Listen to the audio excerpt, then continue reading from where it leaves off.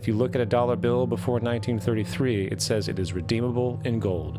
If you look at the dollar bill today, it says it is legal tender, which means it is backed by absolutely nothing. The only thing that gives our money value is the public faith and how much of it is in circulation.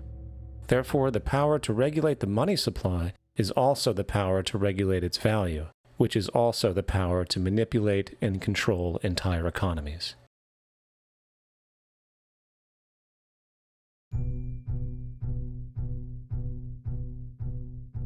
It is important to clearly understand the Federal Reserve is a private corporation. It is about as Federal Express. It makes its own policies and is under little regulation by the U.S. government. It is a private bank that loans all the currency at interest to the government, completely consistent with the central banking model that the country sought to escape from when it declared independence in the American Revolutionary War.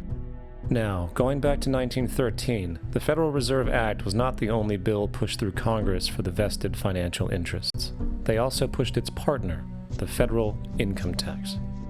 First of all, the federal income tax is completely unconstitutional, as it is a direct, unapportioned tax, and the required number of states needed in order to ratify the amendment to allow the income tax was never legally met, and this has even been cited in modern court cases.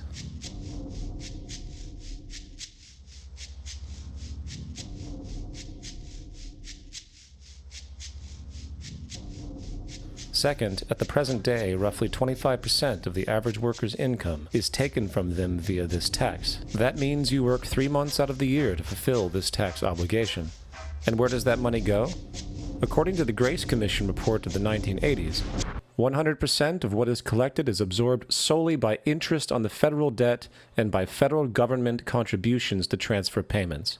In other words, all individual income tax revenues are gone before 1 nickel is spent on the services which taxpayers expect from their government. Today, the money Americans make working 3 months out of the year goes almost entirely to the interest fees charged for the debt-based fiat currency.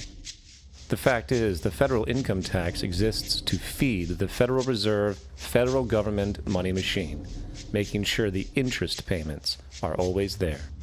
And third, even with the government claim as to the legality of the income tax, there is still evidently no statute, no law in existence that requires you to pay this tax.